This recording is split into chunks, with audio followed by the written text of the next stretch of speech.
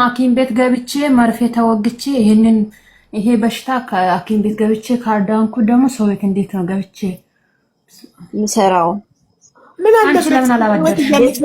ብትነግሩን ኖሮ ተንቀጠቀጥኩ። በህይወት እያለች እርዳታ እየጠየቀች መዳን እፈልጋለሁ እያለች ለምንድን ነው ከሞተች በኋላ ለአስክሬኗ የምትመጡት?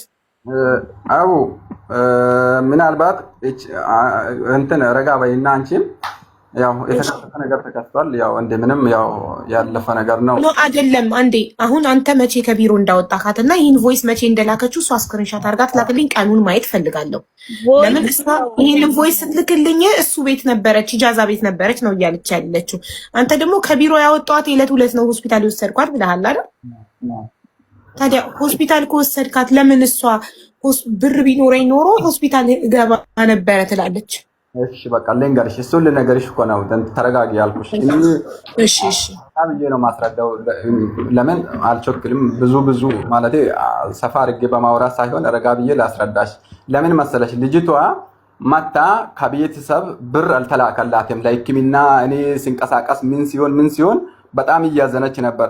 እርሚ ለምረቱ ደውል ትላለች። ለምረቱ ማለት ወላ ወንድሟ ማለት ነው። ብር ያስከባል። አንተ ለምንድን ነው ብቻህን ወጪ የምትሆነው? ብር ያስከባል፣ ለሱ ደውል ነው የምትለው ለኔ ሁሌም ማለት ነው። እኔ ደግሞ ችግር የለውም ያለውን ነገር እኔ ወጪ ያረኩትንም ነገር ቀስ በቀስ ምረቱም ይሁን ማንም ይከፍልልኛል። እኔ ጋር ብር ያለኝን ወጪ አርጌ ችግር የለውም እኔ ተቻችለን አሳክምሻለሁ ምናምን ብያት ነው ሳወራት የነበረው። ልጅቷ ደግሞ በዛም ታዝናለች። ለምን እኔ ነኝ ሳወጣ የነበረው ማለት ነው። ፋሽ ማቃ ማለት ያው በደንብ መተንፈስ አልቻለችም ነበር። አምቡላንስ ጠራው። አምቡላንሱ እስኪደርስ ድረስም ደግሞ ልጅቷ በቃ እንትን እያደረጋት ነበር።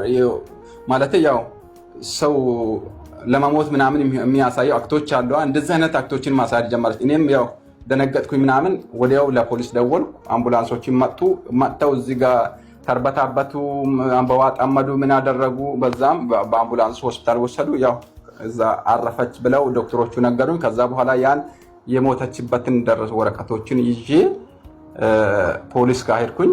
ኮምፕሌን ከፈትኩ። ከዛ በኋላ ነው ያን ኮምፕሌን ከከፈቱ በኋላ ነው ለኔም ይሄን ፕሮሰስ የምትጨርሰው አንተ ነህ ወይ ብለው ጠየቁኝ። አዎ እኔ ነኝ። የቅርብ ዘመድ ወንድም ምናምን የለም ወይ ብለው ስሉኝ አይ እኔ ያው ሌላ ከኔ የሚቀርብ ሰው እዚህ ስለሌለ እኔ ነኝ ሁሉን ነገር የሚጨርስላት ብዬ ስል ኦኬ ብለው ኮምፕሌኑን ከፈቱልኝ እና ከዛ በኋላ ነው ለኔ ባን ሰጡኝ።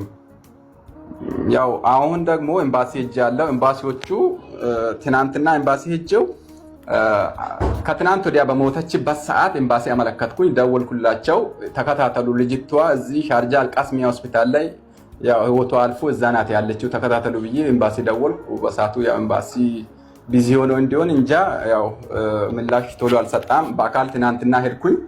ፋይሎቿን ሁሉ ሬጂስተር አስደርጌ መጣው። ከዛ ያለፈ ዛሬ የእንትን አስክሬኗ የምርመራ ፎሬንሲክ ውጤት ይወጣል ብለው ስሉ እነሱ ጋር ፖሊስ ጋር ሄድኩኝ። ፖሊሶቹ አስክሬን ውጤቱ በምን ደረጃ ላይ እንደደረሰ ባላቅም እስከ ፍርድ ቤት መጣራት አለበት፣ በሌበር ደረጃ ላይ ይሄ ነገር መታየት አለበት የሚሉትን ነገሮች እያነሱ ነው። ልጅቷ ኦልሬዲ ከተከነሰለች ሳምንት ሊሆናት ነው። ታማ እያለች ነው የተከነሰለችው ማለት ነው። እና ለዛ ኬስ ምን እንደሚደረግ ያው ፊውቸሩን ከነገ እስከ ሰኞ ባለው ሰዓት ላይ ያስታውቃል የሚሉ ነገር ነው። ከዛ በተጨማሪ ሌላ ነገር ምናልባት በዚህ ላይ ውስብስብ የሆነብሽ ነገር ወይም ለሌሎችም ለእይታ ላይ ያልገባ ነገር ምናምን ካለ ትጠይቅኛለሽ። ኦልሬዲ እቺ ልጅ ማዳሟ በምን አይነት ኬስ እንደከነሰለች እና ወደ ሰውየው ቤት እንዴት እንደመለሰች እኔም ጥያቄ አድሮብኝ ነበር። በሰዓቱ ያው ፓናዶልም ምንም ልጅቷ የራስ ምታት ነው ይሄ ወባ ነው ምናምን በሚልም ዝም ብላ ስትጠቀም እዛም ማዳሟ ስትሰጥ ስትውጥ ነበር። ግን ምንም አይነት መፍትሄ ላይ አልደረሰችም። ያ ነው ጥያቄ የሆነብሽ ነገር ካለ እስቲ ጠይቅኝና ላብራራሽ። ኦኬ እሺ፣ በጣም እናመሰግናለን ወንድማችን። መጀመሪያ አንተ ሰው ለመርዳት ብለህ ባን ውስጥ ስለገባክ በጣም እናዝናለን። መሆን የነበረበት ግን መጀመሪያ ከቢሮ እንዳነሳካት ቀጥታ ሆስፒታል ነበር ማስገባት የነበረበት። ኢጃዛ ቤት መሄድ አልነበረባትም። ቤት ሄዳ አቡ ማዚጋ ሰውየው እኔ ከኦፊስ አይደለም። ኦፊስ ማለት እኮ ይሄ አሁን ለምሳሌ ትክክለኛ ህጋዊ ኦፊስ የሆነ አይደለም። ሰውየው ምንድነው ይሄ ማስሪው ዝም ብሎ ሰብስቦ ከውጭ ገዝቶ እየሸጠ ነው እንጂ የሚጠቀመው ይሄ ሪል የሆነ ኦፊስ አልነበረም። እኔ በአካል ደርሻለሁ እስከ ቦታ ሎኬሽን አለኝ። ቤቱን አውቃለሁ። አቡዳቢ ነው ያለው እና ስለዚህ ህጋዊ ካልሆነ እኮ ለኤምባሲ እሱን መስሪ ማመልከት አለብን። ኤምባሲ ሲጠይቅልን እኛ ድምፅ እንሆናለን ለኤምባሲ። የልጅቷ አስክሬን ተመርምሮ ተመርዛ ከሆነ መዳም ቤት ምንም ነገር ደርሶባት ከሆነ መስሪው ጤነኛ እህታችንን ለማዳም አስረክቦ መዳም በሽተኛ አድርጋ ስትመልስለት ዝም ብሎ ተቀብሎ ቢሮ ልለውም አልችልም እንግዲህ ቢሮ አይደለም ህጋዊ አይደለም ብለሃል። አስቀመጣት። ስትዳከም አምጥቶ ላንተ ሰጠ። አንተ ደግሞ ተቀበለ ኢጃዛ ቤት አረካትና በጣም ስደክም በአምቡላንስ ሆስፒታል ገባች። ሆስፒታል ስትደርስ ሞተች አይደል?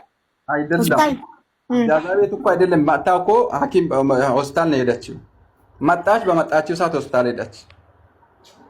ገባች። ሆስፒታል ሄዳለች እኮ ነው። ሁለተኛ ዙር እኮ ነው ይሄ የአምቡላንሱ ታሪክ እኮ ሁለተኛ ዙር ነው። እሷ ታክማ አምባዋ ተጠምዶላት መድኃኒት ተሰጥቶላት እዛ ታክማ ውጤቷ ወጥቶላት ሕክምና እየተደረገች ነበር እኮ ተመልሳ ለማረፍ የመጣችው። መጣም እኮ አንድ ማታ ብቻ ነው ያደረችው በሰዓቱ። ማን ወሰዳት?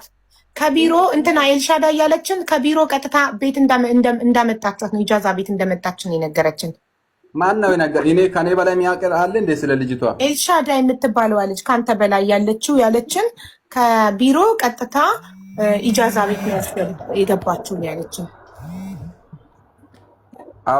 ሰው ደውሎልኝ ነው ድምፅ አውሪኝ።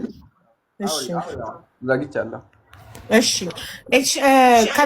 ከቢሮ ቀጥታ ኢጃዛ ቤት እንደሄደች እና አንተ ማስታገሻ የወባ ቆይ ስልኩን ጨርስ። ስልክ ተደወለለት።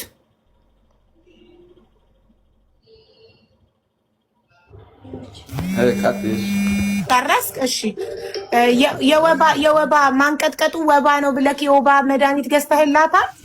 የወባ ሲያንቀጠቅጣት ወባ ነው ብለክ የወባ መድኃኒት ገዝተክላታል? ፓናዶል ገዝቼ